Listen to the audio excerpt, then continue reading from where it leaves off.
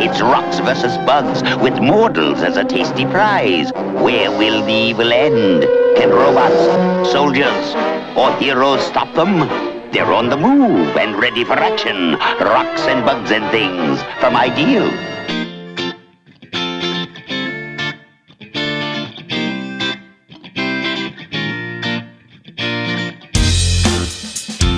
Hello and welcome to Intoxicated Masculine. Here we talk about drinking culture, pop culture, 80s cartoon culture, and anything else that comes up. Joining me as always is Brandon. Hello again, my people. Jim. Hello, everybody. And Kale. We're not talking drinks again because we're all drinking the same thing we were drinking last time you talked to us, because for you it's been a week and for us it has been mere seconds. And we are now going to pop in on 1981. We've been talking about some of the cartoons from the 1980s that meant a lot to us. 1980 was pretty early for me. 1981 is also going to be pretty early for me, but I remember a fair number of these shows. So we're going to move right in. What do we got? Kale, what do we got? Oh, this is Kona Brewing Co. Longboard. There you go. All right, the first one is a show that, like, I don't know. So I don't know what, I want to see what network this was on. Because it was ITV.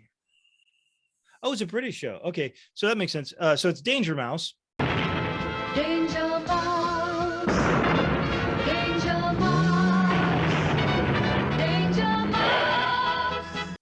Mouse. Which is a show that I always thought looked really cool, but for some reason I only ever saw like snippets of here and there. But I always thought Danger Mouse looked really cool. I don't know. Did you guys watch the show? He had a car. I don't think so. No. He's basically James Bond, right? Yeah, except now he's a DJ. Well, right. Different Danger Mouse. You don't know that. It looks like it ran for this is 10 series. So that's one of those things that's really weird for if you're somebody in the UK watching this. Our version of a season and your version of a series are very, very different. Especially in the 1980s, as we kind of said in the last episode, we would have series like a season, which is for UK people in the UK, a series is a season of the same thing, except a season could last 30, 40, 50 episodes. Whereas in the UK, typically series didn't last very long. They'd be, 5, 10 episodes the most. So in this case, Danger Mouse lasted 10 series and was 89 episodes. So they were, roughly 8 to 9 episodes per series. And I think I might have clicked this one because I thought it was so cool looking, and but I don't know anything about it. I don't know. Jim, did you watch Danger Mouse or know about it at all? I did not watch Danger Mouse. Gail? I've seen references to it. I've seen animations of it. I know he had a special car. And he was kind of like Batman if he was a mouse, I think. Well, he's more James Bond. I mean, he's a spy, right? Okay. But I just find it crazy that show lasted 10 seasons. Like that show went on longer than Transformers. I mean, less episodes, but went on longer than. That's pretty impressive for a cartoon show. I think it's probably worth a watch. Yeah, I might.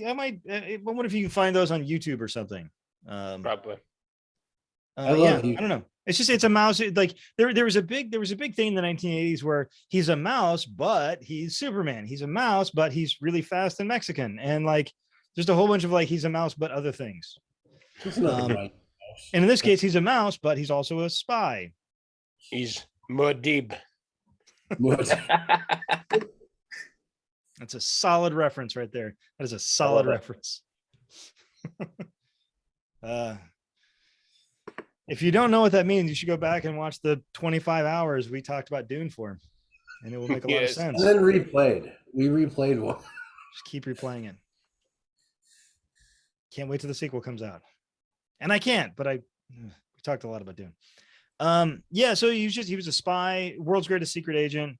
He had a sidekick, and like there was a guy who was in charge of him, And of course, there's an evil recurring villain who is Baron Silas Greenback, which is, I think, that's a pretty solid name for a villain. Pretty good, yeah. Greenback's henchman was named Stiletto, and Greenback had a pet caterpillar named Nero. And to my knowledge, this is also no Frank Welker because, British. So what can we do? Sure. So again, I would like to talk more about Danger Mouse, but I don't know about it, but I would like to know more about it. It seems like a neat show. I just Googled him, and yeah, I think I've seen the image before, but that's about it for me. I know I haven't seen an episode. Oh, Count Duckula was a spinoff. So maybe Count Duckula appeared first in Danger Mouse. Yeah, he did. So apparently, I don't know if you guys remember Count Duckula or not. We may talk about later on. It appeared first in Danger Mouse, which there we go. All right. Next one on the list is one I don't know about, but I'm guessing Jim has maybe heard of this next one. And that is Black Star. John Blackstar, astronaut. And so, with Star Sword in hand, Blackstar, together with his allies, sets out to save the planet Sagar. Right there, Black Star. I just have a kind question. of- Can that dragon shoot lasers out of its eyes? Because if not, I'm not interested. I think maybe it did breathe fire. So Black Star is kind of like a weird between Thundar and He-Man kind of character. The show has two swords that join together to be a super sword. He's Again, I just Googled it. It looks very similar in animation style. There's even a picture of him and He-Man standing together. Yeah. He's an astronaut. I don't know how that really adds to the story. He has a group of little people that help him, kind of like he's Snow White and there's 7 dwarfs. Not a super show. It okay. He puts the ass in Astronaut. I'm kind of amazed with the number of episodes. Only 13 episodes. I thought that was a longer running show. Yeah. I would have thought more too. So this does have Frank Welker. And it's sort of course. funny to see. It also has Alan Oppenheimer, who Does it say who he voiced? Did he voice is it the Overlord? Is he the villain? I will tell you. Let's see here. By the way, full episode list of Danger Mouse is on YouTube. There you go. He played Riff, the Trobbit's grumpy, flame-caped cook. So there you go. Alan Oppenheimer voiced Carpo, the carpenter, because of course he's a carpenter. Of course. You call him Carpo, He's not which a sounds weirdly racist. Like I would be uncomfortable saying, "Hey, come here, Carpo." Like it sounds very like discriminatory in some weird way. Typo. What do you call a carpenter with carpal tunnel? I Carpo. wouldn't call him Carpo, that's for sure. No? How ableist of him. But Alan Oppenheimer, a veritable nub compared to Frank Welker, has a merely 329 acting credits. So just barely a novice in the acting game. But I think it's so crazy looking at these voice actors. Like Tara Strong is another one that she voiced. I think for a lot of people, I don't want to say for a lot of people. For me, most known as being Harley Quinn on the Batman the Animated Series. But you look at her resume, and it's amazing. I think she's got like 600 movie credits or 600 credits. Her voice on the animated series is really good. I can remember it now. It's been a long time since I saw that. I didn't really watch that show, and I can vaguely remember that voice. Yeah. Kind of New Yorky, kind of. Yeah. And she actually, as a little bit of trivia on Tara Strong, she was actually in the Arrowverse, playing Harley Quinn in one shot where they sort of formed their version of the Suicide Squad or the Secret Six. I can't remember. I think it was Suicide Squad. And they say something like, "Are you going to take her with you?" And it shows Tara. You don't even see her face. It just shows like the Harley Quinn like pigtails or whatever, and she kind of waves and says something. And so that's like her entire part in the Arrowverse is like, Do you cuties need some counseling? I'm a trained therapist. one half line of dialogue and a wave. That cost $50,000. Probably. I mean, Tara Strong, she's an Should. in-demand talent. She's been around. She's done a ton of things. Heathcliff had another series that came up later on in 81. I'm not going to talk about that though. The New Adventures of Zorro, which I think this is sort of along the same lines as Tarzan, Lone Ranger, and Zorro Adventure Hour. So Yes, I actually did remember something about the show that I wanted to add. I don't think it's aged well. Zorro was kind of his public persona, a little bit like a Bruce Wayne character, wealthy, has a male sidekick, except they added the twist of him being flamboyantly gay. well, being the 80s, I'm sure they handled it very tastefully. As part of his cover, if I remember correctly. I'm sorry, in Latino culture, there was a gay dude. Right. So obviously he can't be Zorro. This is Miguel. It's because there's a character the same name Miguel that looks like maybe his Oh yeah, and his sidekick. He's wearing fuchsia. What's wrong with fuchsia? Because he's from the fuchsia. Kale, screw you for that. Screw you. Kale's not allowed to talk the rest of the episode. So there's a I do remember there's a obese bumbling Spanish soldier detective that's always trying to capture Zorro, even though Zorro's always doing the right thing. There always has to be almost. That's part of the shtick of this show. What's There's that? always Brandon? it's Is amazing. it Edward James Olmos? I think he would have been young at this point. Well, yes, yeah, but Edward he was James still doing almost the was- same thing. He was young at one point.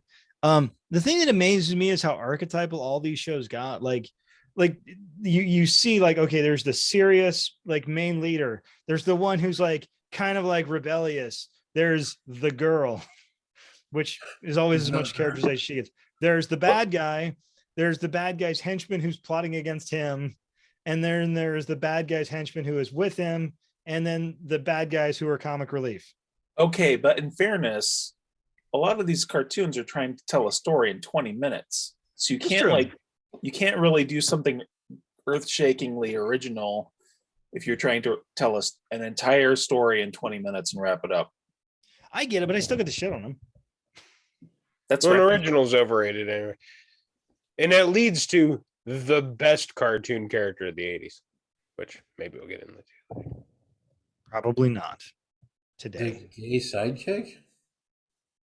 Do it? I The think gay we already sidekick. talked about Thundar, so I'm not sure who Oh. you're talking about. Starscream.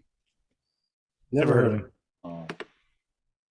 Okay, the next one, I don't know if any of us have seen, but I think it's worth talking about. And this is called The Kids Superpower Hour with Shazam. Billy becomes Captain Marvel, mighty champion, combining the wisdom of Solomon, the strength of Hercules, the stamina of Atlas, the power of Zeus, the courage of Achilles, and the speed of Mercury. I don't know, a Jim. commercial now. I don't understand They're how hanging this out was next to even Blade. on TV, and I have no idea about it. Like, I watched all the superhero shows. I have no idea what this cartoon was. Well, Jim, can you give us just like a brief primer on the character of Shazam and why he's called Shazam and not his actual name? So he's called Shazam because that's what he says to get his power. He's actually Captain Marvel. He's currently a DC character, but he wasn't originally. He was owned by another company. Fawcett. Fawcett. Shazam was actually more popular than Superman for a long time. DC didn't like it, and so they sicked their attorneys on Fawcett and basically shut them down. And Fawcett eventually, went bankrupt. Several years later, DC purchased the rights to all their characters and started republishing some of the stories. In the meantime, Marvel has come along and made their own Captain Marvel. I thought that And was original. what's that? I thought that Captain Marvel started out and then they gave up the rights and then DCU. That's what he's saying. So yeah, I mean, Captain Marvel gets created in 1939. So Captain Marvel's like, about as old as Batman. I mean, same time frame. Era.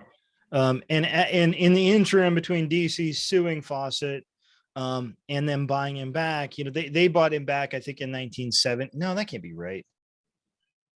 Well, so they stopped publishing in 1953. Right. And they stopped using the character and the name. And in the meantime, Marvel made a new Captain Marvel character. And so DC they could still call him Captain Marvel, but they couldn't market him as Captain Marvel because there'd be confusion. So they market him as Shazam, even though that's not his name. Okay, now I have an argument against Superman again from Marvel. Century. Well, so we could do an entire episode on characters that are basically Superman. Right. I mean, they're the basically Superman butt character. I mean, Invincible, I don't know, the Sentry, in The Boys, Homelander. I guess I don't want to get off on a tangent then. It's just there are a lot of mimics. Well, there were at the time. I mean, it's like Superman was super successful. Speaking of Superman being super, I mean, even though there's been a lot of imitators, he's got some powers that the other ones don't. Like, I may have mentioned this before, super ventriloquism. How does that get super? What's that? What makes it super? I have no idea. I was reading this great World's Finest, I think, 2-issue series where he takes on composite Superman with the Legion of Superheroes, and they end up defeating him with super ventriloquism, and it doesn't make any sense. Well, they definitely didn't see that coming. I like to think that his diction grows so sharp that it just like blasts out of him. Also, don't forget, Superman has the super ability to build the Great Wall of China with his eyes. We can't forget that power. And make the world spin around backwards, which would kill everybody. No, not just make this world spin around backwards, but make the world spin around backwards, and yet everybody's all right and nothing actually changes, except for the fact that they go back in time, which doesn't make any sense. But it's fine. It's a great movie. It's a great movie. Don't think too hard. And I mean that. Like, I love that movie. I love the original Superman. You just kind of have to look at that part and be like, they had to do something, I guess. Whatever. So did anyone watch Shazam? I didn't. I just thought it was a fun thing to talk about. And I think there's been multiple iterations, because I think there was a cartoon back in the 60s, wasn't there? There was a live action in the 70s, which maybe I that's what also I'm never thinking saw. of. I think that's what I'm thinking of. Tell us about it, Jim. I don't know. I never saw the live action in the 70s. I just know. What the fuck? Thought you had this, man. I only know about it because they have treasury size comic issues of it, and so I've seen pictures. I know it was a thing. All right. It looked awful. To my knowledge, there is no Frank Welker involvement in this particular cartoon. Well, it's not worth it. Why I don't know about it. Exactly. He does have Alan Oppenheimer, though. He played Uncle Marvel. By the way, that's one of the things that I think is great about the brother cousin, Uncle Marvel. That you have to realize is there's not just Captain Marvel. There's Captain Marvel, Mary Marvel, Uncle Marvel. Help me here, Jim. You know that DC better than I do. Marvel Boy, I think. There's Kid a Marvel, dog. maybe. There's got to be a dog. I'm sure there was one. I will say all the DC characters have pets because there's super pets. So if they didn't, they've been made up at this point. The white dog with the Superman cape. That's Crypto. Yeah. What's the name of the Bat Hound? I think it's Bat Hound. Is it just Bat Hound? I thought he had a name. I think it's Scooby. Maybe. Okay. Right. Since we don't really have anything more to say about Captain Marvel cartoon, I feel like we talk more about the character, but I think it's fun. I think it's an interesting character. And by the way, I really like the movie, even though it was kind of goofy and the special effects are a little wonky from a few years ago. It's a lot of fun, and the new one's coming out here next year, I think. So I do think it was fun. It was funny. It's a superhero movie made for, I feel like, a younger audience, which I think is appropriate. But also I never had a desire to rewatch it. So I didn't really either, but I'll watch the sequel. yeah. So I honestly liked it better than Aquaman or Wonder Woman. Well, Wonder Woman, I've got my problems with. I think in '84. Geez, we could do. Yeah, we'll do an episode on super movies at some point, and that will take. Talking about 80s cartoons. Let's move on. All right. Speaking of 80s cartoons, this may be, I think, when most people think about 80s cartoons, this may be the one that a lot of people think about, and that is, of course, the Smurfs. Ravage the land as never before. Total destruction from mountain to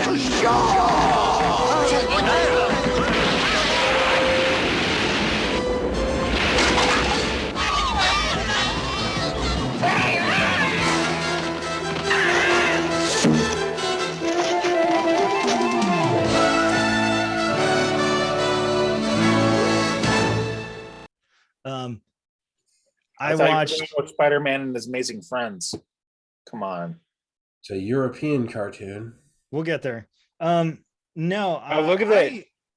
Look at the dates on that. 81 to 89. That is just like bookended by the 80s. It is just the 80s. Yeah, it's sort of funny. It kind of is the 80s cartoon because it starts at the beginning of the 80s and ends by the end of the 80s. Brandon, can you talk about your experiences with the Smurfs when you were growing up? Well, I mean, I started watching it like everybody, but eventually somewhere in the mid 80s, 84, 85, somewhere in there, my parents became more evangelical. There was a shift. And to me, in my memory as a kid, it was a hard right shift that happened almost instantaneously. I'm sure that wasn't reality. There's gray areas and everything, but we went from being able to watch Three's Company and wear shorts to church and the Smurfs to not being able to do any of those things anymore. We couldn't watch the Smurfs anymore because the cat's name was Azrael or something. Oh, I don't know. Witchcraft. So there's yeah. So there's like a Satan connection, I guess. And they were started hooking up with the Rices. No. Right. That's way before that. No, this is way before that. But this is one of the things that I lost was the ability to watch it anymore, which looking back isn't a gigantic loss, but it was never explained to me, so it made me want to see them even more, just out of rebellion, I guess. So there's that. Thinking back on it now, like when I watched it, I just watched it because it was there. You know, I was a kid and I watched cartoons. But thinking back on it now, I'm realizing there's like a morality of each character. There's a dichotomy within the village. It goes beyond Gargamel and Azrael trying to eat the Smurfs. I mean, all of them played a role. In every episode, there was some theme that, you know, was trying to teach you something about ethics and interacting with other people. Yeah, I think I like the show a lot. I thought it was good. It's not my favorite cartoon of the 80s, but it's a good one. They always had like a song and like there was fun characters doing fun things. It was just like there's a lot going on, and you know, it's a solid show with a solid theme, and it's just it was a good cartoon. You could probably say that their relationship to Smurfette was problematic, but well, I'm sure women were always sexualized in the 80s and 90s. It's more than that. She's literally the only one. How that works, I don't know. How they reproduce, I don't know. But let's not get into the biology too much. Spores, they live in mushrooms. Don't make it dirty, man.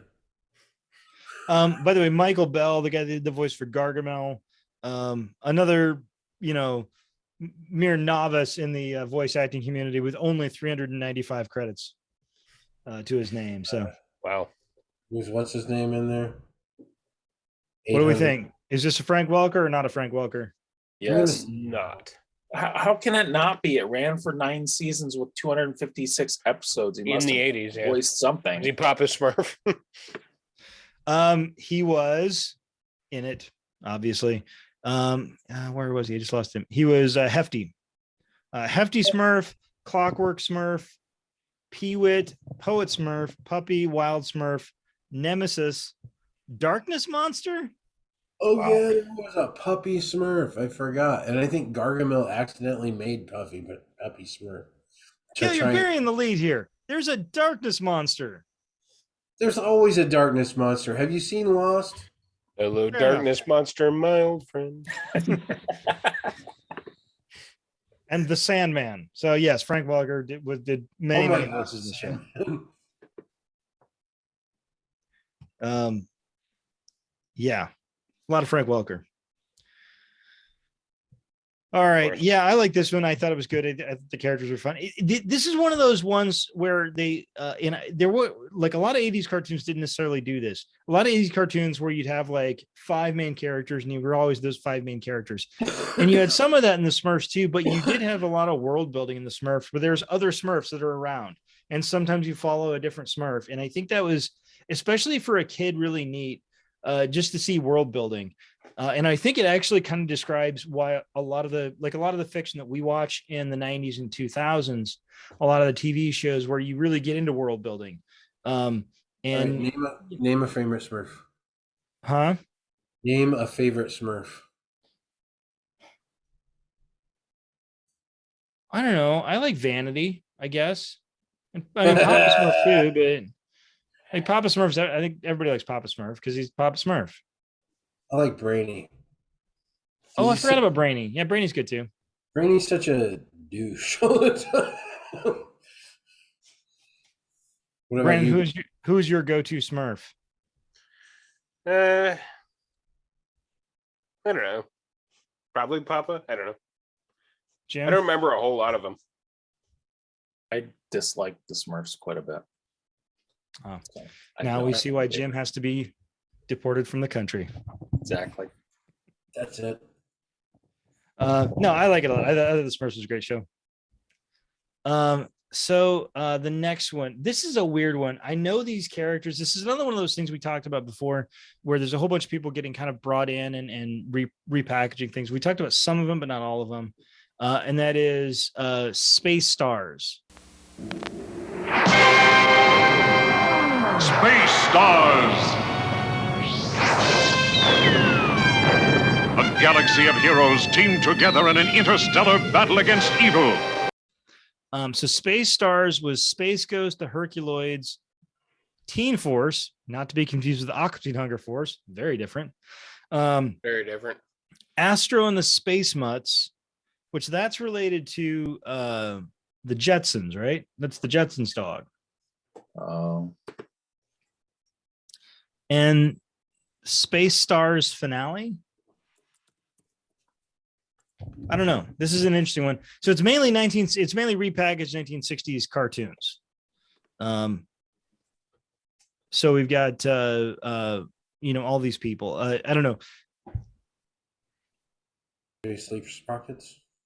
I don't think It doesn't seem like it was the Jetsons exactly. I think it was just some characters like Astro. Right. So Did you guys watch the Jetsons? Yeah, a little bit. I like the Jetsons. I watched that a lot. I wish the Flintstones meet the Jetsons. What's better, the Flintstones or the Jetsons? Jetsons. Jetsons. Okay, Brent, Kale. I said Jetsons, and these two, I don't know, Neanderthals. Like Exactly. Flintstones. I think I'd go Jetsons. Yeah. The By a Jetsons little. had more ideas that I remember a lot, like the Recreola. I always stuck in my head. Yeah. Brandon, I feel like you probably would have liked the boss in the Jetsons. I hated. Oh, yeah, the little guy. The little tiny guy with a huge voice. Yeah.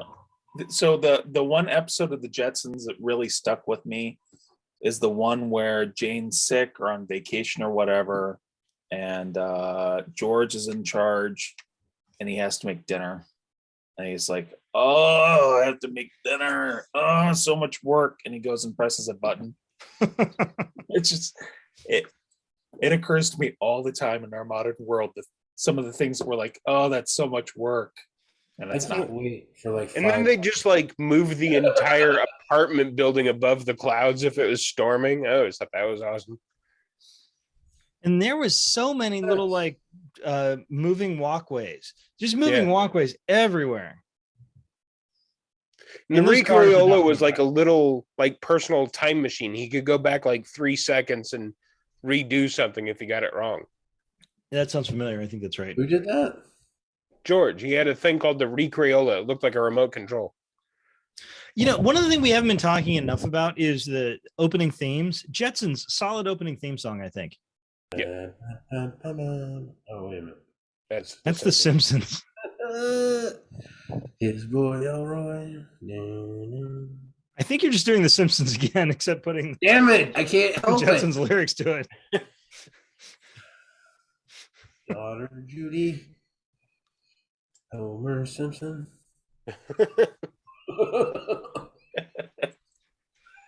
One thing we've established in this show is Kale only knows one song. And it's the Simpsons theme. Take me away. Yeah, so this is kind of a weird one. I thought the Jetsons was good. I enjoyed that one a lot. Now, a little known character who is apparently bitten by some kind of a radioactive spider. I don't know. It doesn't sound very realistic to me, and I don't think it's going to be that big of a thing. But has anybody heard of a Spider-Man?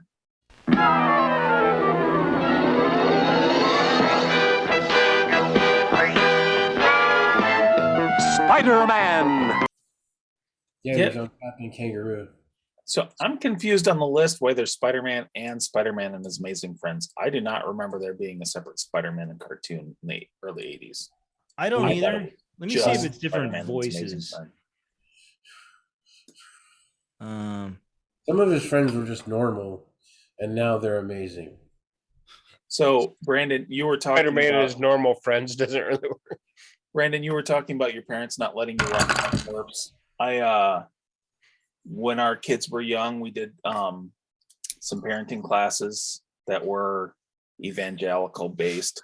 And I remember going to a conference once, and this lady was talking to me about what her kids could and couldn't read. And she was like, Spider-Man, we don't do Spider-Man. Spider-Man thinks he's better than God. Yeah. Spider-Man's not in the Bible. I'm like, Spider-Man doesn't think anything. You know how much better the Bible would be. Number one. Number two, there's all sorts of things that aren't in the Bible.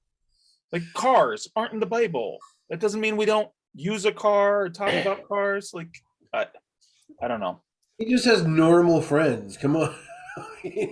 Well, and then it went on from there on a personal note. My grandma found this video tape of this. I can picture the guy. He's got like white, like Donald Trump hair, and he was talking about all the satanic symbols put in the cover art of rock and roll albums. So rock and roll went out the window along with the Smurfs. I had a random cable channel on my TV this week, and the guy that popped up was selling his books. There's a demon in the pew. There's a witch in your house. There's a like that was the books. Yeah, I'm like, that must be a scary world to live in. That Lots of work went into the titles. Right. Good thing you spent some time there. Okay, just Jim, I was looking up on this. Is kind of interesting. These are two different shows because there's different voice casts, and it's like different. Everything's different. I mean, not everything. Two different episodes, 26 and 24. Right, 26 episodes for Spider-Man, the 1981 TV series, and for the 1981 Spider-Man and His Amazing Friends, there is 24 episodes and 3 seasons. So That's in so the strange. Spider-Man episodes, are there no amazing friends? It's You have just to excuse me Spider-Man. for a while. He doesn't have any friends. He's not allowed. No friends. It's funny, like there's different people listed as the main characters. Let me see here. I'm trying to figure out. Which one is the one where they have the 3 Spider-Men pointing at each other? I think that's the 1960s, isn't it? Yeah, I think so. 1970s, whatever it was. Also, they list so the 1981 Spider-Man show is listed as being preceded by Spider-Man, which is this is not right. This is like the Japanese TV series. I think maybe these things are just all messed up. A lot of them probably came from Japan, to be honest. The only Spider-Man that I remember back in the day was the one on Captain Kangaroo, and that was a live-action one. Man, we go on a deep dive of just Spider-Man TV series. Like there is tons of these things. I've got to tell you, like I watched a ton of cartoons, and I'm looking at this list of episodes, and I don't know that I ever saw any of these Spider-Man episodes. I only saw Spider-Man and His Amazing Friends. I don't remember any of these.